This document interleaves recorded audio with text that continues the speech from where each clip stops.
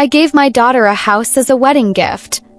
I thought her marriage would be something joyful, something elegant and meaningful, everything a mother dreams of. But before the wedding even took place, her so-called fiancé showed up with his entire family in tow, parents, brothers, sister-in-law, all acting like they owned the place. The very first thing out of their mouths, "We'll take the master bedroom. She can do all the chores." I had hoped this marriage would be a partnership. But it quickly became clear they saw my daughter as nothing more than a live-in maid. What they didn't see coming, though, was that they were getting far too comfortable far too quickly. And they learned the hard way, my daughter isn't someone you walk over. And I made sure every last one of them realized that. Curtis Miller, my daughter Natalie's boyfriend, always seemed like a nice guy. Respectful, attentive, he came across as someone we could maybe cautiously approve of. But his family? That was a whole different story. No house, no car, no financial help for the wedding. His parents lived in some remote town working on a farm. His brother and sister-in-law barely made ends meet doing odd jobs in the city. Thomas, my husband, and I had our doubts about this relationship from day one. But Natalie was in love. Deeply. Stubbornly. Hopelessly, she begged, reasoned, insisted until we gave in. Wanting her to have a solid start, we gifted her a beautiful, fully renovated home in the Boston suburbs. A standalone house, redone from top to bottom. Thomas had personally managed the entire project. Hundreds of thousands poured into custom finishes, hand-picked fixtures, the best contractors we could find. He was so proud of it. On the day it was finally done, he was practically dragging me over to see the finished result. But before we even stepped through the door, I heard that voice, shrill and unmistakable. "Oh my God, is this neighborhood a prison? Every house has its doors shut. How am I supposed to meet the neighbors if everyone hides? Curtis, go tell them to stop shutting everyone out." Then, still shouting, she added, "And what's with that front gate? Looks like a fortress. Bars locked up like we're guarding Fort Knox. What are we supposed to do when relatives visit? Make them wait outside like beggars? Curtis, get someone to tear that thing down." I didn't even have to see her face to know. It was Mrs. Miller. A slow, quiet anger started to build in my chest. Curtis had brought nothing into this marriage. No house. No car. Not even a proper engagement ring. Natalie had bought one herself and pretended it was from him just so we wouldn't worry. Of course, we found out the truth later, but still we let it go. We thought they loved each other. What burned me most was their attitude. Instead of being thankful or even a little embarrassed, his parents scoffed when they heard about the ring. Said it was a waste of money. Just a formality. And now, here I was, standing in the house we gave our daughter, listening to this woman criticize it like it was some run-down roadside motel. Natalie, ever the peacemaker, tried to stay polite. "Mr. and Mrs. Miller, there's a great community center nearby if you're looking to meet people. They've got game nights, social events." Mrs. Miller wrinkled her nose. "Card games? Please. You think we haven't played cards before?" Then they just started walking through the house like they owned it, peeking into rooms, examining furniture, without saying hello, without even looking in our direction. Natalie froze, caught between manners and disbelief. Even Thomas, who's usually calm, looked rattled. Curtis rushed over, sensing things were off. He whispered, "Mr. Dawson, Mrs. Dawson, my parents just talk loud. That's all. But they really do love Natalie." Before I could answer, we heard a loud laugh booming from the master bedroom. "Now this is a damn fine room," to Mr. Miller's voice. For a split second, I thought maybe, just maybe, they were finally appreciating the home. Then I walked in and nearly lost it. Mrs. Miller was sprawled across the brand new bed, shoes on, legs crossed, grinding dirt from her worn-out sneakers into the clean white sheets. And Mr. Miller? Lighting a cigarette inside, and then pressing it into the nightstand to snuff it out, like the wood surface was some barroom ashtray. A deep black burn mark appeared instantly. Thomas's jaw tightened so much I thought his teeth might crack. Natalie looked mortified, silently nudging Curtis to say something. But all he did was lower his head like a scolded schoolboy. Not one word, and just when I thought they couldn't possibly get worse, Mr. Miller stretched, let out a loud sigh, and declared, "This room's perfect. Great light. Nice view. We'll take it. I actually thought I'd misheard. But no. They just claimed the master bedroom like they were checking into a hotel. The three of us, me, Thomas, and Natalie, stood there stunned. Frozen. This wasn't confusion. This was an invasion. Amar. Miller walked out of the room without so much as a nod to us, then strolled into one of the smaller bedrooms. He looked around, nodded, and said, "This'll be great for our grandson." Then, turning to Curtis without missing a beat, he said, "Call your brother. Tell him to cancel his lease. He and Jenna should move in with Luca right away. And then, he added, we'll put the house in Travis's name. That way, Luca has a stable place to grow up. You and Natalie can come back once you have kids. Until then, no rush." That was it. My last nerve snapped. I opened my mouth, ready to unleash every ounce of frustration, but Thomas gently grabbed my wrist. Just a small shake of his head. He wanted to give Natalie the chance to handle this herself. If she couldn't set boundaries now, how would she manage with this family in the long run? I took a breath. Turned to Curtis, the same Curtis who had always seemed respectful and mild. And there he was, head down, spine hunched, silent. Like a puppet with its strings cut. But Natalie, she had had enough. Her voice dropped, cool and firm. "This house was a gift from my parents. It's not a boarding house for your whole family. Don't you think you're crossing a line?" The room went quiet. Amar. Miller's smile vanished. He exhaled sharply, a cloud of smoke shooting out from his nostrils as his face hardened, his lip curled as he looked around the house. "You really think this place is yours? This is my son's home, which makes it our home. And you've got the nerve to talk back to your future father-in-law before you're even married? What's the plan? Toss us out as soon as you get a ring on your finger?" He let his eyes roam across the room, then scoffed. "Travis is still wasting money every month on rent. This house is massive. Why let all this space go unused? They should move in." Mrs. Miller immediately jumped in, her voice rising sharply. "I get it, I really do. It's your wedding house. But come on, be honest, it's a bit much for just two people, isn't it? A whole mansion for a couple with no kids? Seriously." She pointed toward the smaller room. "What's the big deal if Luca stays here?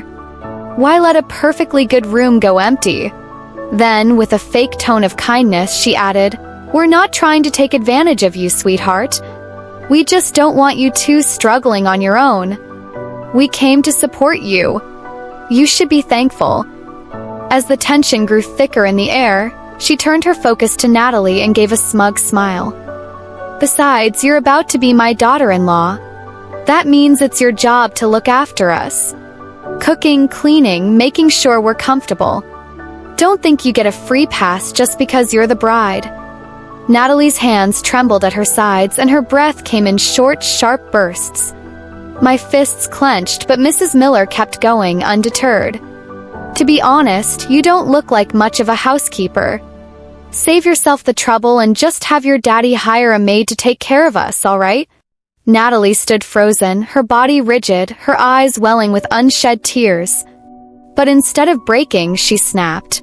"If you want a house in the city, if you want to be taken care of, pay for it yourself. Stop expecting my parents to give you everything." The room fell into a heavy silence. Mrs. Miller's face twisted in outrage. "Curtis, are you hearing this? This is the woman you're about to marry, acting like we're beggars. Since when is her family's money more important than ours?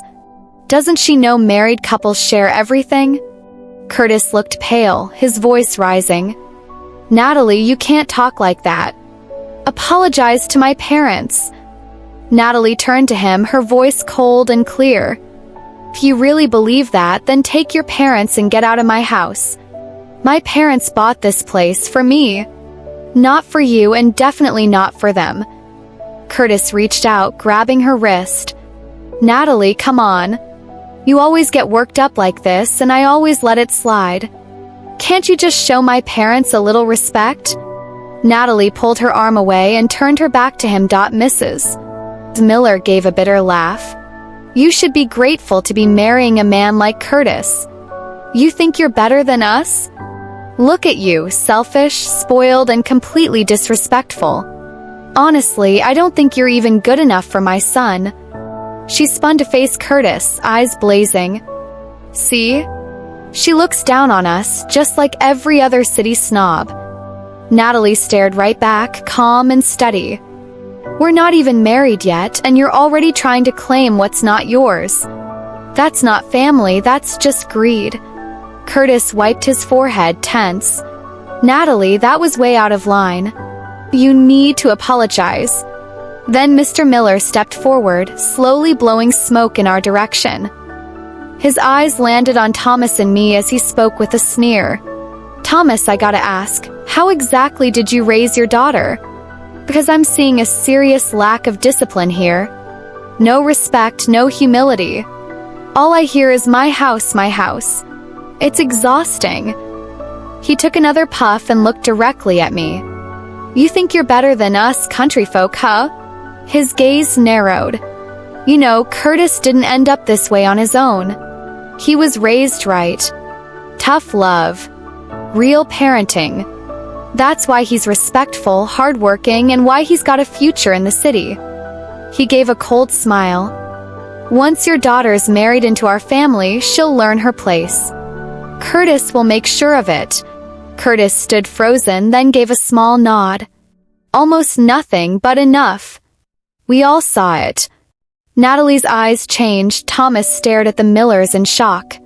In all his years, he'd never come across a family so shameless. And I couldn't hold it in anymore. "How we raised our daughter is none of your damn business." I stepped closer, voice steady but firm. "And you've got the nerve to lecture us? You didn't contribute a single dime to this wedding. No house, no car. You've brought nothing to this marriage, and now you want to claim it as your own?" I turned to Curtis, eyes locked.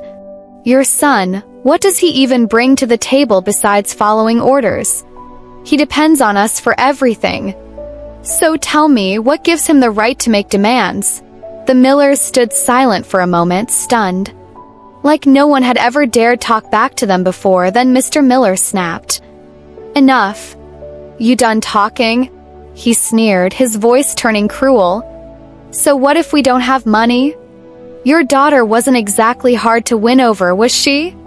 She practically threw herself at Curtis. His grin widened, sharp and mean. "You think we don't know why she's past her prime? If she was really worth something, you wouldn't have to bribe a man to marry her with a house and gifts. Let's be real, you knew she didn't have any better options." Natalie stood like a statue, her hands in fists, her chest rising and falling fast. I knew exactly what she was about to do. "You can let me know if you want me to continue with the next scene." For years, Natalie had been walking on eggshells around Curtis, always careful not to make him feel small or insecure. She never flashed her family's money, never bought expensive things around him, and quietly picked up the tab every time they went out, dinner, movies, everything, acting like it was no big deal. And now, here they were, twisting her generosity into some kind of pathetic desperation. Natalie took a deep breath, her body trembling slightly, but when she spoke, her voice rang out calm and firm. "Mom, I'm not marrying him." Thomas and I turned to look at her. Her eyes were steady, her tone rock solid. "I mean it," she said, glancing at Curtis for a second before locking eyes with us again. "You're right. We come from totally different worlds. This was never going to work." It was obvious this wasn't a spur-of-the-moment thing. She had finally seen the truth, not the fantasy she'd been holding on to, but the cold, real truth. And honestly, we had seen the cracks too. Their relationship had been unraveling for months. But today, this was the breaking point. Mrs. Miller wasn't ready to back down. She let out a bitter laugh. "Oh, please. Don't try to play the victim now. Even if you call off the wedding, my son would never take you back." Natalie didn't even look her way. She turned to Curtis, voice like a blade. "Take your parents and leave. We're done." Curtis panicked, grabbing for her wrist. "Come on, don't do this." Don't be so stubborn. She ripped her arm away like his hand had burned her. Don't touch me. Mr. Miller let out a cruel chuckle. Look at you, Curtis. Pathetic. She's not even your wife yet, and you can't keep her in line. If you let her talk to you like this, she'll walk all over you for the rest of your life. Then his voice dropped, twisted with disgust. Are you even a man? That was it. I lost it. I grabbed the nearest glass off the table and smashed it to the floor. The sharp sound cracked through the house, leaving behind a haunting silence. Then Thomas exploded. With a roar full of rage, he charged across the room and punched Mr. Miller square in the face. The hit sent him flying backward, slamming against the wall before crumpling to the floor, gasping for air. A deep red bruise started to bloom on his cheek. Mrs. Miller shrieked, "You're insane!" That's assault. Thomas stood over him, voice cold and low. Say one more word. I dare you. You won't leave this house standing. Curtis froze. He looked like he'd seen a ghost. For the first time, I saw fear in his eyes. His voice shook as he stammered. I only said that because she disrespected my parents. If she just apologizes, maybe we can move past this. Before he could finish, Thomas slapped him across the face. Hard. The sound cracked like thunder. Curtis stumbled and dropped to the floor, clutching his face in shock. A bright red print started spreading across his cheek. You bastard! Thomas growled. That was for Natalie. For every word you let them say to her. Curtis crawled backward, gasping like a cornered animal. Mr. Miller, still dazed, tried to push himself up, but Thomas turned back to him. Mr. Miller's face went pale. You touch me again, I'll call the cops. You'll go to jail for this. Thomas didn't flinch. He grabbed Mr. Miller by the collar and hauled him up like he weighed nothing. Shut up! Mr. Miller kicked and struggled, his shoes flying off. Let me go, you psycho! Thomas leaned in, voice sharp enough to cut steel. I see you for what you really are. And even if Natalie wanted to marry into your mess of a family, I wouldn't let it happen. Mr. Miller was shaking now. All the arrogance had drained from his face. My daughter is smart. She's strong. She's beautiful. She doesn't need your son. In fact, she's way too good for him. Thomas's voice dipped even lower, dead serious. You couldn't afford a wedding. You couldn't even get them a place to live. And the second you stepped into this house, you showed nothing but disrespect. You tracked dirt on our floors, smoked in our rooms, and acted like we owed you something. He shoved Mr. Miller backward, letting him fall to the floor like trash. Well, here's the truth. We don't owe you anything. Now get out of my house. Mr. Miller, now completely broken, nodded quickly. Thomas kicked one of his shoes toward him. Pick it up and leave. Mr. Miller scrambled to his feet, nearly tripping as he bolted for the door. I crossed my arms, watching him run like a coward, leaving his wife and son behind. Mrs. Miller, still stunned, grabbed Curtis by the arm and dragged him toward the exit. At the door, she just had to throw one last shot. You'll regret this. Curtis could have any girl he wants. Girls would line up for him. Your daughter will end up alone. I stepped forward and she flinched, then bolted down the steps. They must have tripped because all three of them suddenly went flying down the front stairs, arms and legs everywhere. The thuds echoed through the driveway as they hit the pavement, groaning. Thomas just sighed, shaking his head as he watched the scene. Serves them right. I had hoped that once Natalie ended things with Curtis, she'd be free of that toxic family for good. But clearly, I had underestimated just how low they were willing to go. That evening, when Natalie walked through the door after work, I could tell right away something was off. She didn't say a word, just came in, dropped her bag on the floor, and let out a long, heavy sigh. I looked at her, concerned. What's wrong? I asked. Without saying anything, she handed me her phone. He actually emailed me, she said. Curtis. I was stunned. Natalie had already blocked him everywhere, calls, texts, social media, everything. Yet somehow, he still managed to worm his way back into her life. Thomas and I leaned in to read the email. The subject line was simple, Natalie. The message? Curtis was demanding that she pay him back for money he claimed she owed him since they'd broken up. Thomas raised his eyebrows. Wait, you borrowed money from him? Natalie let out a dry, bitter laugh. Check the attachment. We clicked on the file. My eyes nearly popped out of my head. It was a spreadsheet, detailed, organized, and frankly insane. He had listed every single dollar he spent on her throughout their entire relationship. Tuesday, Starbucks 2 coffees, $11.80 Valentine's Day, flowers, $20 last weekend, Uber ride, $14 birthday, gift card, $200 dining out 12 times total, $1,770 split evenly, $885 line after line. He had tracked expenses like she was some kind of stock he'd invested in, and now he wanted his return. And at the bottom in bold was the total, $2,897.36. I'll be generous, the email ended. Just send me $2,897 and we'll call it even. Thomas and I stared at the screen, speechless. My face was burning. My fists clenched. The nerve of this man, did he seriously think we didn't remember how things really went? For nearly every dinner, movie, or trip they took, Natalie was the one pulling out her credit card. Curtis treated our family to dinner once, and it was at a fast food joint on his birthday. Natalie, on the other hand, had bought him the latest iPhone, over $1,200 for his birthday. And what did she get for hers? A $200 gift card. And let's not forget, last year when his dad had that health scare, I went to the hospital with a $1,500 gift to help. Natalie stood by him through everything. And now he was trying to bill her for coffee and Uber rides, the audacity. And if that wasn't enough, the email ended with a threat. If you don't pay up, I'll come to your workplace and settle this in person. Settle what, exactly?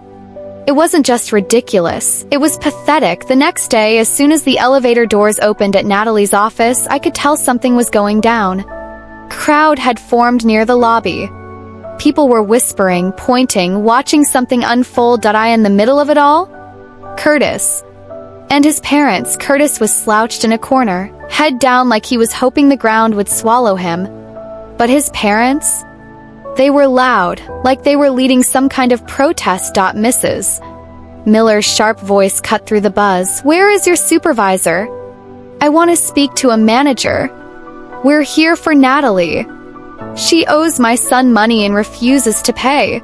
Employees nearby looked confused, whispering to each other. More people gathered, curious about the scene. Then the elevator doors opened again and Natalie and I stepped out. Instant silence. Every head turned to us. Mrs. Miller spotted Natalie and pointed directly at her, voice rising even higher. Everyone, listen up! This woman, your coworker, dated my son for a whole year. She enjoyed his generosity, lived off his money, and now that they've broken up, she thinks she can just walk away without paying him back. The room filled with murmurs. Wait, is that true? I thought she came from money? Isn't her dad an exec at Granite Group? What if all that was fake? Natalie's face went completely red. Her shoulders trembled. She had never been in a situation like this. Called out in front of her coworkers, treated like a scammer. This was someone who was always calm, respected, professional. And now, Curtis's family had turned her into a spectacle. I stepped in, gently put a hand on her back, and nodded. I had this. I straightened up, crossed my arms, and locked eyes with Mrs. Miller. Just like that, their confidence started to crack. They dealt with Thomas and me before. They knew we weren't the type to back down. Still, Mrs. Miller tried to keep her momentum. We just want what's fair. Your daughter owes my son money, and we're here to collect. I raised an eyebrow. My voice was calm but sharp. Oh, if we're going to do this out in the open, let's make it crystal clear. Exactly how much does she owe you? Mrs. Miller hesitated. Just for a moment. Then she puffed out her chest and shouted, $2,897.36. You could have heard a pin drop then, laughter loud, stunned, almost disbelieving laughter. Wait, what? All this for less than $3,000? I thought she owed him like 100,000 or something. And did she say 36 cents? Who even tracks that? The whispers turned into chuckles. Chuckles turned into jokes. Mrs. Miller's face fell. She wasn't getting the reaction she expected. Trying to save face, Mr. Miller stepped forward. From behind him, he pulled out a massive poster board, like it was some protest rally, and held it up. "This is a full breakdown of everything our son paid for," he said, voice booming. "Her coffee, her movies, her dinners. Look at the numbers." And he actually started reading them off one by one. He was standing up there giving a full corporate budget report, but the longer he spoke, the more the crowd reacted, and not in a good way. "Is he seriously breaking down every single coffee purchase?" someone muttered. Then he got to, "Valentine's Day flowers, $20. A guy near me whispered, "Is that a joke?" Even my cheapest ex wasn't this bad. He had actually tracked every coffee. "That's not budgeting, that's borderline obsessive," Curtis mumbled under his breath. "I was just tracking for financial planning, it wasn't petty." That only made things worse. The room erupted in laughter. I saw my moment. I stepped forward, raised my voice clear and steady. "All right. Since you're so determined to get paid, let's do this properly." I pulled out my checkbook. The room went quiet. Deliberately, I wrote a check for $3,000, making sure everyone could see the number. Then I flicked it toward Curtis. It floated down and landed at his feet. "There! Every penny you claimed, paid in full." Gasps rippled through the room. "Mrs. Miller rushed to grab the check, looking smug for a moment, but I wasn't done. I looked straight at Curtis and said, sharp and clear, "Now, since we're clearing debts, let's talk about what you owe Natalie." Curtis froze. His face turned pale. He knew exactly what I meant. And so did the entire crowd. "Mrs. Miller shrieked, "What money? That's ridiculous." I let out a short, cold laugh. "All right. Let's go through it, shall we?" I stared her down, calm and collected. "For Curtis's birthday, my daughter bought him a brand new phone. $1,200. When his father got sick, I personally gave him a gift worth $1,500. I've got the receipts right here." I pulled out my phone and brought them up on the screen. "And that's just the stuff we can prove. That's already $2,700. Not even counting all the little everyday things." I turned to the crowd. "Tell me, everyone, shouldn't he have to pay that back?" The reaction was instant. "Of course he should. That's way more than what they're asking from her." Total hypocrisy. Voices rose all around, backing me up. The Millers looked like statues, pale and stiff. "Mrs. Miller," clinging to her pride, hissed, "You're making this up. This is slander." Then Natalie finally stepped forward. Her patience had run out. "If you don't want to face the truth, fine," she said firmly. "We'll take this somewhere else." Her tone was sharp, steady, and absolutely done with the drama. She looked Curtis dead in the eyes. "How about we stand outside your office and show your coworkers all of this? Would you like that, Curtis?" He went ghost white. His company was just 2 floors above. There was no escaping. Mrs. Miller's face twisted with rage. "You ungrateful little," and then she lunged, her hand swinging toward Natalie's face. But I was ready. The second she moved, I stepped between them. My voice was calm but ice cold. "You better put that hand down." Silence fell like a heavy curtain. Mrs. Miller froze mid-swing, her face stuck in a stunned, stiff grimace. I didn't blink. I just stared her down. Then I turned to Curtis. "You came here to cause a scene. All you've done is destroy whatever dignity you had left." Curtis stared at the floor. He didn't say a word. I took a breath and turned to Natalie. "Let's go. We're taking this to his company, professionally." No shouting. No threats. Just facts. Without another word, we walked toward the elevator. We didn't look back. We didn't need to. The damage was done. A few moments later, the supervisor arrived. He looked polite but confused. "Can someone explain what's going on?" he asked, glancing between us and the crowd. I held out Curtis's email, the one he sent demanding money. Calmly, I laid it all out. "We're not here to argue," I said. "We're just here for a fair resolution." He read the email, his frown deepening. Then one of his assistants leaned in and whispered something in his ear. His expression changed instantly. "Excuse me," he asked. "Are you Mrs. Dawson? From Granite & Co.?" I nodded and smiled politely. "That's me." He straightened up fast, his voice suddenly respectful. "I truly regret that this situation has gotten so out of hand. Our company takes professionalism and ethical conduct very seriously. I'll be speaking to Curtis in private." Then he turned to Curtis, and his tone hardened. "Curtis, I am extremely disappointed. Keeping detailed records of personal expenses, asking for repayment after a breakup, and causing a scene outside another company's office. This is completely inappropriate." Curtis turned ghost pale. He tried to explain. I didn't think it would turn into this. The supervisor cut him off. You haven't just embarrassed yourself, you've damaged our company's image. This is going to HR. Curtis looked like he wanted to disappear. His shoulders slumped, hands twisting nervously, the arrogance was gone. Completely. I nodded to the supervisor. Thank you. I turned to Natalie, ready to go, but then a sharp, bitter voice cut through the air. This isn't over, Mrs. Miller again. I paused, slowly turned and stared at her. I didn't say a word. I didn't have to. Everyone in that room already knew who had won. A few weeks passed. Life started to settle down. Natalie got back into her rhythm, work, coffee with friends, weekend yoga. She looked lighter, freer. Like the weight of all that stress had finally lifted. Thomas and I never brought up Curtis again. No one wanted to reopen old wounds that were just starting to heal. Everything seemed fine.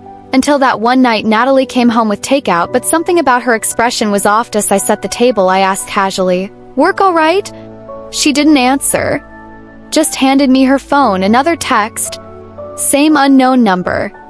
But the message was all too familiar. It was Curtis. "Natalie, I've been thinking a lot lately. I know I messed up. I shouldn't have listened to my parents, and I never should have taken it out on you. I have nothing now. But I want to start over. Will you give me another chance?" I took a breath and looked at her. "This is the third one," she said quietly. "I haven't responded." I nodded. "Good. Silence is the clearest answer." She sighed deeply. "I just don't get it. Is he actually sorry? Or does he just hate losing?" "Probably both," I said. "But that's not your problem anymore. His growth, or lack of it, isn't your responsibility." She looked out the window, silent. I knew she wasn't torn.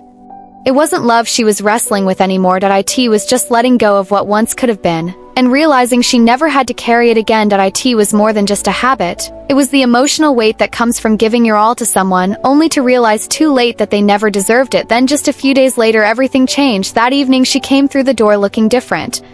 Not sad, but colder, more distant, sharper somehow.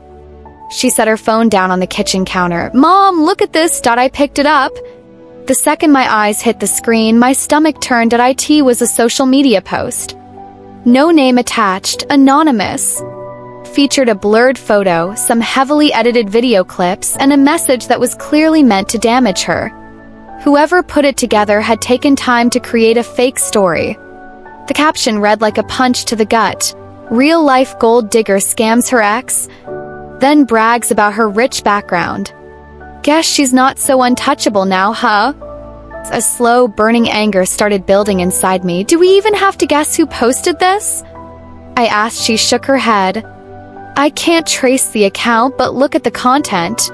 These images, the clips, it's all from Curtis. He edited himself out, posted from a fake account. But we both know it's him." I clenched my jaw. "So this is what it's come to." She let out a long, tired breath, the weight of it all showing in her face. "I just wanted to move on. Why can't he let me?" I reached for her hand and squeezed it. "Because it's not about you. It's his ego. He's not trying to win you back. He's just refusing to accept that it's over. And the only thing he knows how to do now is try to pull you backward." That night, I called up an old college friend. He's a lawyer at a major firm. By the next morning, we had sent a formal legal notice demanding the post be taken down immediately. We also requested that the platform preserve the IP information behind the anonymous account for possible legal action. Alongside that, we filed a civil harassment report so Curtis's behavior would be officially documented. For a little while, things calmed down, but Curtis wasn't finished. A week later, Natalie got a package in the mail. Inside was a handwritten letter. From Curtis. It was full of regret, self-pity, and emotional manipulation. He wrote about their first date, her smile, the night she stayed up looking after his sick father. Each sentence seemed designed to pull at her heart, but the final lines revealed his true intent. "I can't accept that you're really gone. You know I've got nothing left. You were my only light.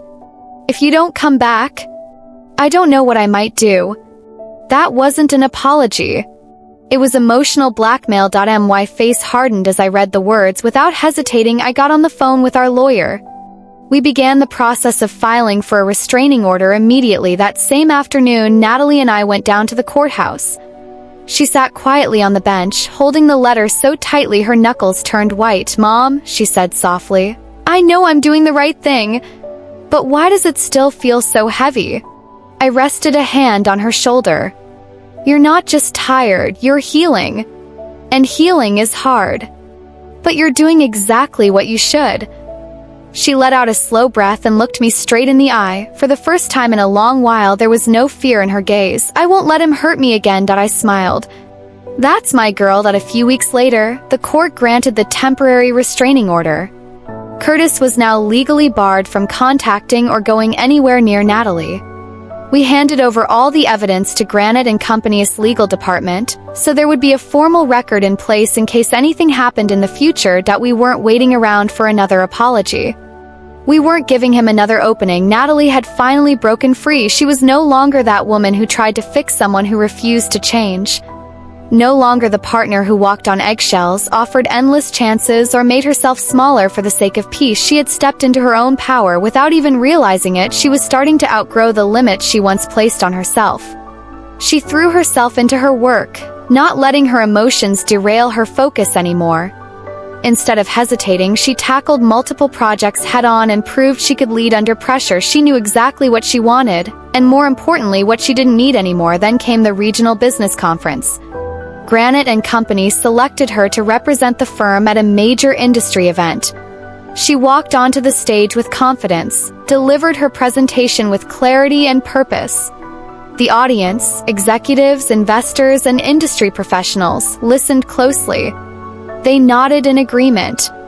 By the end, several representatives from companies across the state came up to speak with her, excited to exchange contact information and explore future opportunities. That one moment shifted the entire trajectory of her career and her life. Later that week, during a networking lunch after the conference, Natalie was introduced to Ethan Parker. He was one of the co-founders of East Bay Capital, an MIT grad and part of a respected San Francisco business family. But he wasn't what you might expect. No ego. No arrogance. Just calm, thoughtful conversation. They talked for a few minutes. No small talk, no business cards, no pretense. Just a real conversation, and then they each went on with their day. The following week, Natalie received a letter. Handwritten. It wasn't dramatic or overly formal. It was simply a thank you note. Ethan had taken the time to acknowledge the strength of her presentation and offer some thoughtful feedback on her business model. Along with the note, he included a book on leadership. Ethan shared a strategy he thought might catch Natalie's interest, and to his surprise, she actually seemed impressed. I glanced at the letter and smirked. "Well, at least this one didn't bill you after the breakup," I joked. Natalie chuckled but didn't respond. Still, there was something different in the way she looked. A calmness, a quiet confidence that hadn't been there before. There was no sudden rush into romance. No over-the-top gestures. Instead, their conversations started happening more often, always naturally, never forced. They began swapping thoughts about work, meeting at small business events, and every now and then catching up over coffee to talk market trends. Then one night, while Ethan was driving her home, he suddenly pulled over. He turned to her, his tone steady and real. "I don't know how you feel about me," he said, "but I need you to know that I like you. Not because of your job or how smart and independent you are. I mean, all that's great, but because when I'm with you, life just feels more real. Like something I actually want to be part of." Natalie froze. She hadn't expected something so honest so soon. She stayed silent for a moment, letting his words settle. Then finally she nodded. "I don't know where this will go," she said gently, "but I want to find out." For the first time in her life, Natalie stepped into a relationship without fear, without pretending to be someone she wasn't, and without second-guessing everything. And to everyone's surprise, Ethan didn't wait long to introduce her to his parents. Mr. and Mrs. Parker were warm, sharp, and kind. They didn't pry or judge. They treated Natalie like an equal, someone worth knowing. During dinner, Mrs. Parker even made dessert herself and smiled, saying, "This is the first time Ethan's ever brought someone home. I had to make sure I got it right." Later that evening, Mr. Parker pulled Thomas aside and quietly said, "She's remarkable. Smart. Poised. Knows exactly who she is.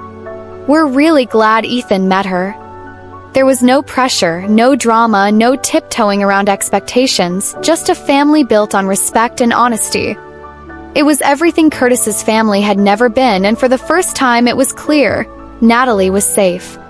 She was valued, but good things rarely go unnoticed. One afternoon, a candid photo of Natalie and Ethan at a business event surfaced online. His family's name tagged clearly in the post, the image spread fast in their professional circles, and eventually it reached Curtis. That evening, as Natalie stepped out of her office, she saw Curtis waiting nearby. His face pale, expression twisted. "So this is it?" he said, stepping closer. His voice was low and full of resentment. "You dumped me and ran right into another guy's arms?" Natalie didn't flinch. She looked him square in the eye. "Curtis, walk away. You don't get to question me anymore." His nostrils flared. "You planned this, didn't you? You were already seeing him when you were still with me, weren't you?" Her voice sharpened. "You need to stop. I have a restraining order. If you're following me, I will call the police." Curtis's jaw tightened. His hands curled into fists at his sides. He looked ready to explode, but just then, another figure stepped out from the shadows of the parking lot. Ethan. Calm and composed, he moved beside Natalie, his voice steady. "I don't know who you are," Ethan said.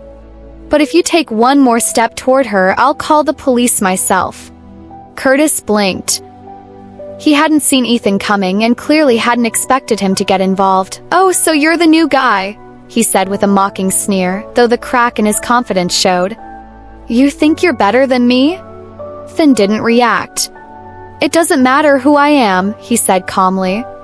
"What matters is that you understand. She's no longer someone you get to hurt." There was no shouting, no scene.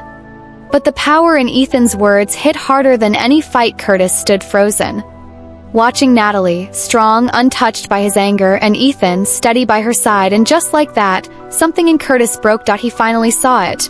The woman he'd once tried to control, to belittle, had stepped into a world he couldn't reach. He no longer even had the right to stand next to her. As Natalie and Ethan walked away, Curtis just stood there, hollow-eyed, his face unreadable. A storm of rage, regret, and realization. But the world had moved on without him, and Natalie never looked back. Later that night after dinner, Natalie and I walked slowly along a familiar narrow path. Our steps were unhurried, the gravel crunching beneath our feet. The trees behind us shifted in the breeze, their shadows flickering gently along the ground. We used to come here all the time when she was young. She'd hop across the smooth lake stones, my heart pounding every time she nearly slipped. I'd grab her jacket sleeve to keep her steady, but now her stride was sure. Her eyes were clear and focused. "Do you remember how I used to run into the water to collect stones?"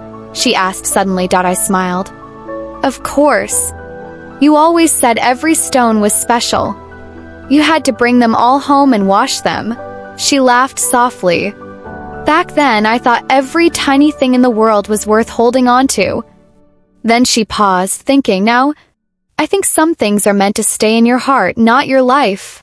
I turned to her. She wasn't the same little girl who panicked when things didn't go as planned. "Mom," she said again, her voice quieter, "what do you think people spend their whole lives chasing?" I didn't answer right away. I looked out across the water where sunlight danced in soft, rippling reflections. "I think it's different for everyone," I said at last. "But for me, it's peace." She raised an eyebrow. "Not happiness?" I shook my head. "Happiness is slippery. Sometimes it's just what other people expect from you. Sometimes it's just a quick high, but peace, that's something you build. That's something that lasts. You build your strength, no one hands it to you. And it doesn't happen overnight." She stayed silent for a while, really taking in what I'd said. Then, in a voice soft as twilight, she replied, "I used to think being loved by someone else gave my life meaning. But now, I think the most important thing is learning to love myself. And that's enough." I nodded. "That's more than enough." She gave me a gentle smile. "You've always known that, haven't you?" I didn't say anything. I just looked at her, and in that moment I realized something deep. She didn't need my protection anymore. She'd learned how to stand on her own. To face life's winds, to hear the world's noise, and to decide for herself what mattered and what didn't. We kept walking together, side by side, along the lake. Ducks floated in the distance, gliding slowly across the water. The ripples they made spread gently outward, one after another, and suddenly it hit me. This was the same path we'd walked so many times before. But back then, she always looked to me to lead the way. Now she could walk it on her own. And even though she didn't need to, sometimes she still reached for my hand, and that, for me, was enough. I'm Natalie. I used to believe that love could fix everything. When I met Curtis, he was quiet, serious. He had a calm, mature presence that made him seem different from other guys. I mistook that quietness for depth. I thought his frugal habits meant he was practical and grounded. When friends gently tried to warn me that he was cheap, I brushed it off as unfair judgment. Our first date? Fast food. He ordered the cheapest thing on the menu and told me not to get too much. It'd be wasteful.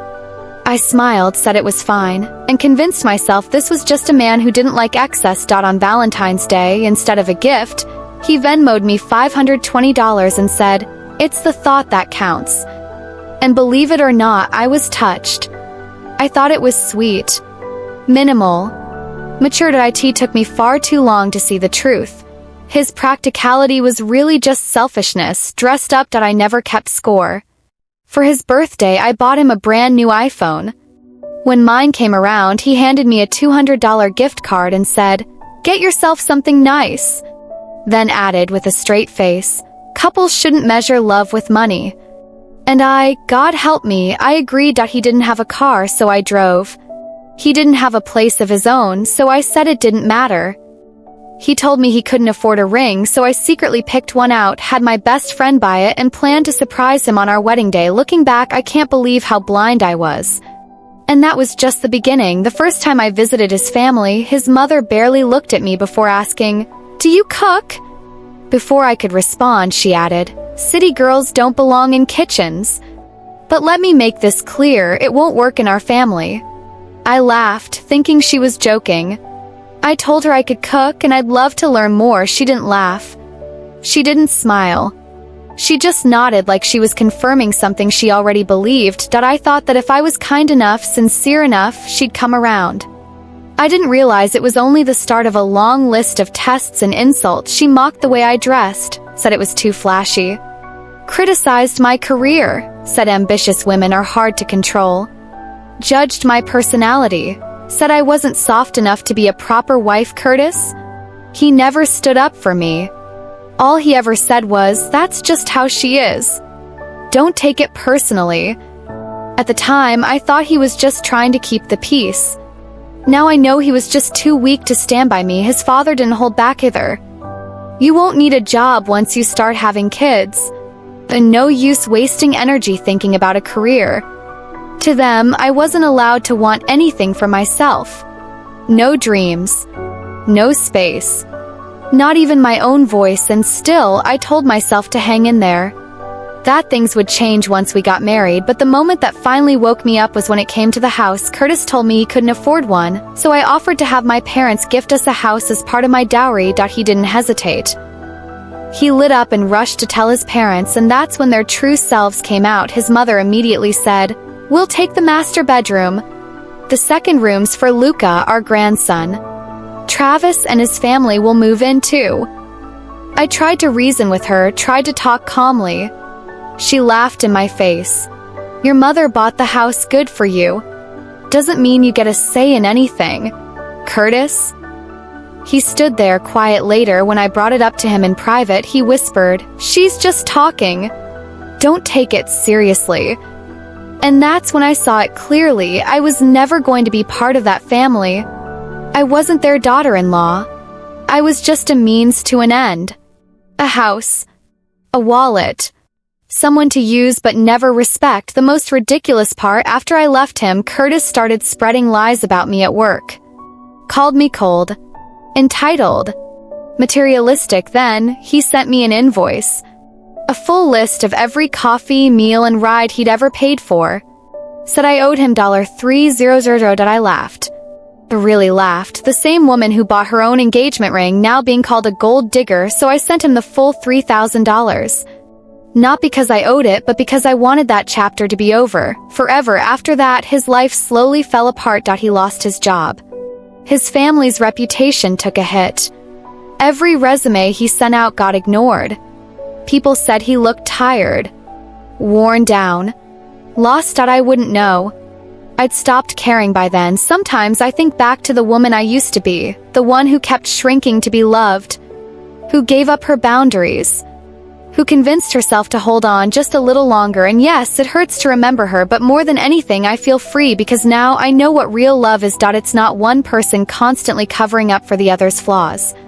It's not becoming someone's emotional crutch or financial plan. I was never meant to be his savior. I walked away. And I've built a better life, for him.